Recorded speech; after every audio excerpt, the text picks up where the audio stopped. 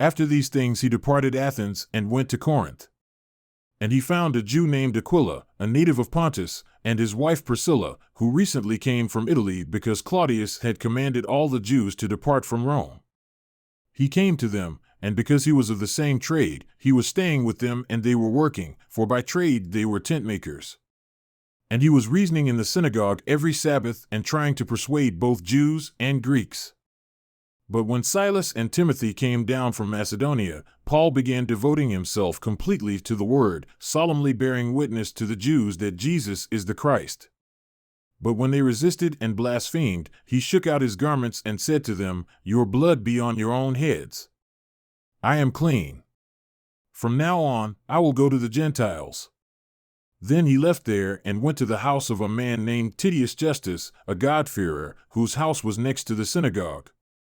And Crispus, the leader of the synagogue, believed in the Lord with all his household, and many of the Corinthians, when they heard, were believing and being baptized.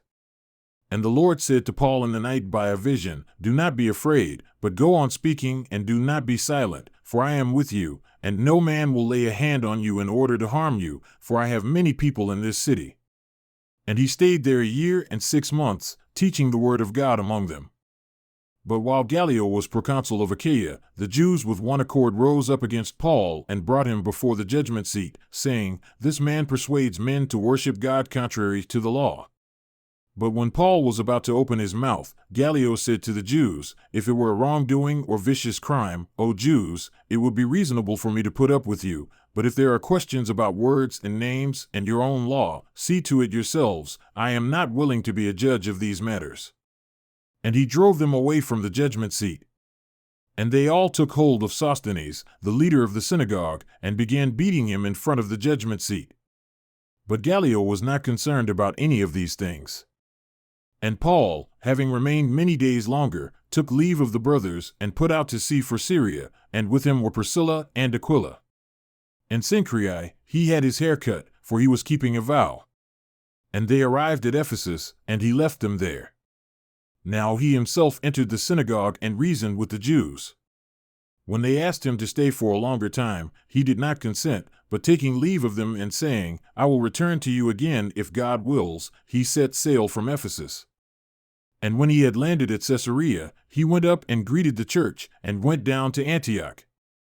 And having spent some time there, he left and passed successively through the Galatian region and Phrygia, strengthening all the disciples. Now a Jew named Apollos, an Alexandrian by birth, an eloquent man, arrived at Ephesus, and he was mighty in the Scriptures.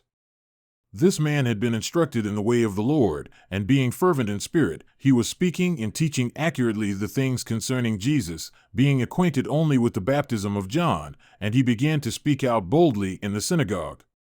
But when Priscilla and Aquila heard him, they took him aside and explained to him the way of God more accurately. And when he wanted to go across to Achaia, the brothers encouraged him and wrote to the disciples to welcome him, and when he had arrived, he greatly helped those who had believed through grace, for he powerfully refuted the Jews in public, demonstrating by the Scriptures that Jesus is the Christ.